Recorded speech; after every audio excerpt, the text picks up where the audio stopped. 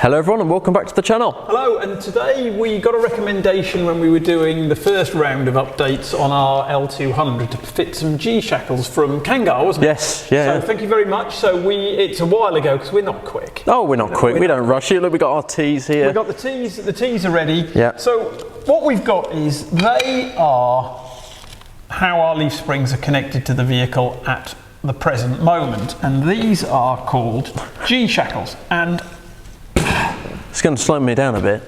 They're a beefy old bit of kit. They certainly are. Allegedly gives you a lift, and it also, particularly off-road, softens the ride and gives you a little bit more travel. Yes.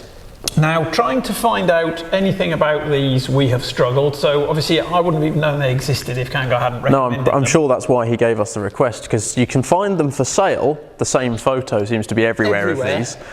They vary in price, so you can buy them very cheap, very, very expensive. Yes, and I mean, I bought these from Aliexpress. They took a while to get here. Another excuse of why we've taken so long to fit them. But I paid about 70 each, so 140 plus a bit of delivery. Yeah.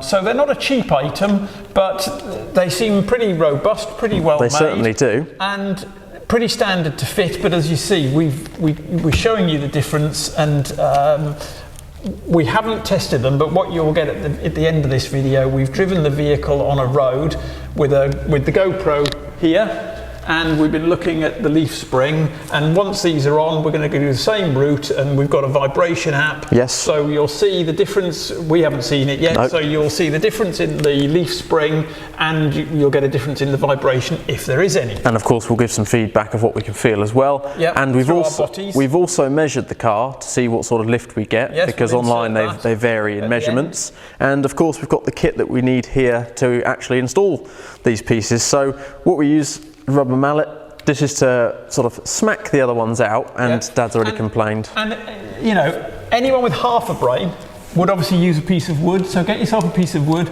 or you actually smash the front of your rubber mallet off, but you know, private education. Yep, someone without a brain like me.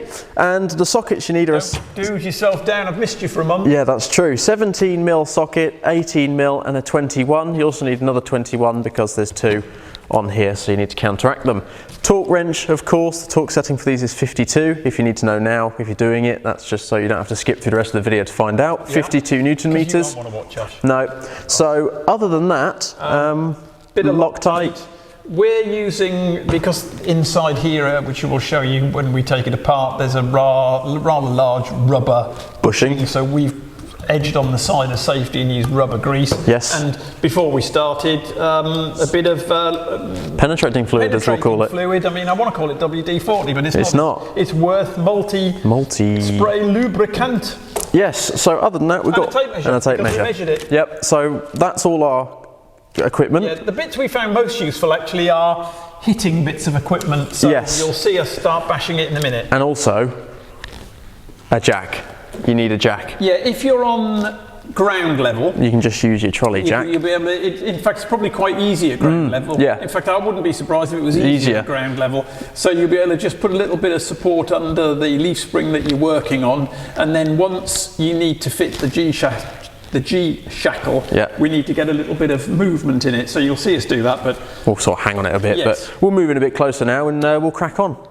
Right then, before we start, safety specs, of course, especially on this bugger as it's so dusty. Yes. And if you're going to be using anything loud, like hitting a hammer or an impact wrench, make sure you get yourself a set of ear defenders as well. So we'll start off by removing these two bolts.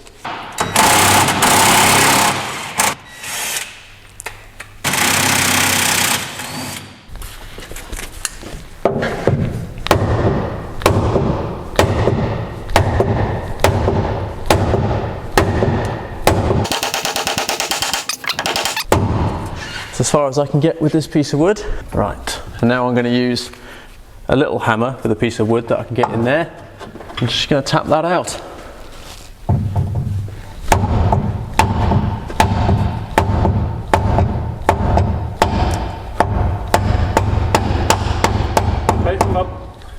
Right, there we are, he's off. Okay, so you can see we've taken off the original shackle. Now this is the leaf spring and this is where it mounts to the chassis of the car. we're going to be reusing these bushings because for us, we didn't change these that long ago when we did our suspension upgrade, which we have filmed. Go and check that out if you want to. And we're just going to put a little bit more grease on them and we'll reuse them. Now, if yours are perished or cracked, we recommend getting obviously a new set. There is one that comes with the kit on the bit that swings, but these two we're going to be reusing. Don't know why that makes me smile, but it's just the pinky fingering. Yeah, nice comment on my finger action would be greatly appreciated. Yeah. Okay, so we're going to move over to the bench now, and we're going to, hopefully Dad's not too loud swigging his tea. Sorry, yeah, I was swigging. It's alright, don't worry. And what we're going to do is we're going to take... being a Geordie, I'm sucking the tea bag. Sucking the tea bag. What we're going to do is just unbolt it and take off this side so then we can get to these new bushings because of course they're dry and they don't have any lubrication on them. So what we'll do is we'll start taking it apart and greasing everything up. So there's two sizes of bolts. We've got small ones and big ones, 2 of each, and one's an 18mm and the other ones are 21mm.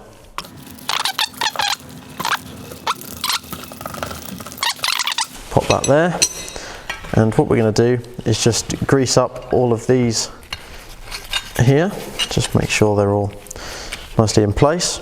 So this actually breaks in half, which I shall try and demonstrate now. Apparently not. There we are. It's coming. There we go. You can see that breaks off and we're left with this here. So what we'll do is we'll start off by greasing this piece. I'm going to give these to you because you've got the right gloves on.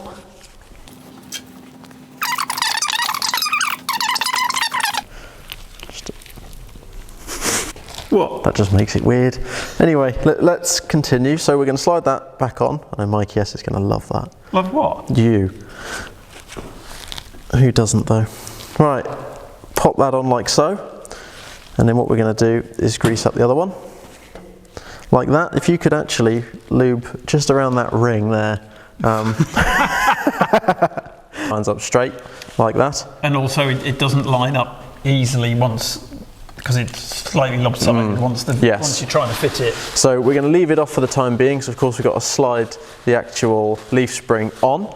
Now the other two we're going to have to lube up are this one here. Oh, just cleaning myself off. And the bottom one here. Now the middle one doesn't actually get any use as such, it's just sort of for rigidity and strength. So we'll just lube up the top and the bottom one. So the actual leaf spring goes onto the bottom one here, which of course this is why it's called the G shackle, so it moves. And the top one goes into the chassis part up here. So I'm folding it into the smallest position possible, but you can see there's still a bit of travel we need. So I'm going to get all of your whole body to hang on that for me, obviously letting off as much tension as possible. You mean my corpse-like frame? Your corpse-like frame, yep. To try and bring that up there. Ready? Yeah, go for it. Hang on that bugger. There we go. Right, we're in a fair bit there. Don't leave me hanging. Cool. I reckon that one. Yeah.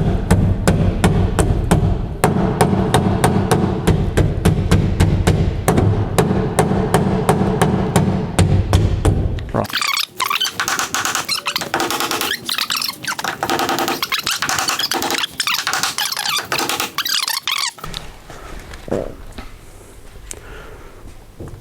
So we slide that connecting one up there.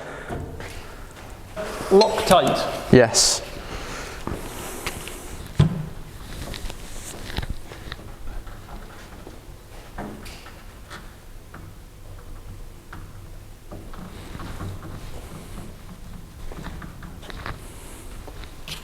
What we'll do is we'll get this other piece on like that. And we've got a big one on the bottom. Little one up the top. And another big one in the middle there. It's a matter of tightening each one individually to correct it and try and get this to slot in. Now we have used a flathead to try and adjust this, you know, obviously so it lines up properly. So we'll see how it goes now, but it's looking quite good.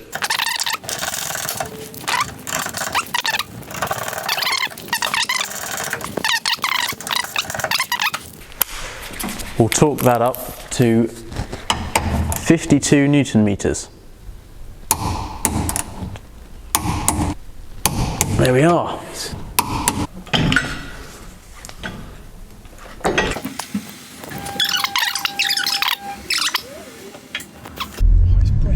It does stink. Right, so we're in the L200 after installing the rear hangers. Now we're going to get G-shackles even. Well, they're hangers, aren't they? G-shackles, yeah. Now we're going to take it down the road and just see if we can get an initial reaction out of both of us. Well, I'm doing it from the seat of my pants. I can feel nothing. No. It still feels quite harsh. They are Leafs, so we're just going to hit a speed bump in a minute, so that will be quite interesting. And I'm going to hit it at 40 kilometres an hour because it's quite a mellow one. Got a bad driver in front. So we're heading to the bit of road that we did the initial. We are the initial drive test. on. Yeah, which we'll be repeating in a moment. Speed hump. Here we go. Big speed hump. That was better. I'd have said that was a bit smoother. Yeah. I'd have said that because normally you get the kick. You get the kick. Yeah. We didn't get the kick. Because having torsion bars at the front's always been smooth, but the back's always jolted up. In fact, I remember when we first got it, you hit your head on the ceiling when you tested out the back seat. When I sat in the back, yes, I did. Yes, I did. So it's always been quite harsh. I'd say it was better. I'd have said that was better. Yeah, I would. And of course, from appearance, I much prefer the look of them. I think they look brilliant. They look nice. And they've given the back a nice little stance. So we'll catch up with you in a minute when we get to our little test section. And we'll do a side-by-side comparison. Right, so we've started now on the dirt road and we've got our vibration meter back on. So we'll get a bit of off-roading and then a little bit on tarmac as well, and we'll do a side-by-side comparison. So we'll get the two screenshots. If you wonder why I'm looking down in the groin area, it's because that's where the vibration meter is. Yes.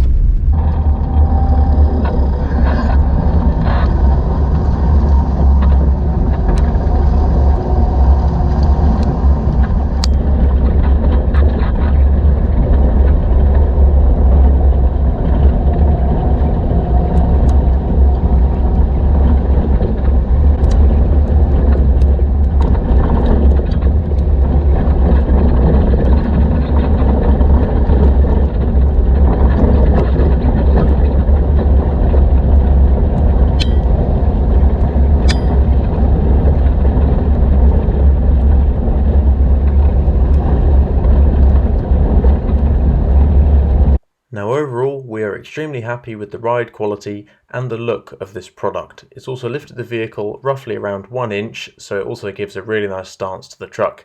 Now, unfortunately, we didn't film an outro to the video as Dad's laid up in bed with a bad knee at the moment, so I'm going to have to do this one over the voice. Now, like I say, we're really happy with it and the install went really easily. Now, we can't notice too much of a difference on the road, but as you can see, the stats do say differently. There is a slight difference, and mainly we're just really happy with how they look, and the truck looks brilliant with them. So hopefully you guys enjoyed and learned something new. Thank you very much for watching, and I will catch you in the next video. 1,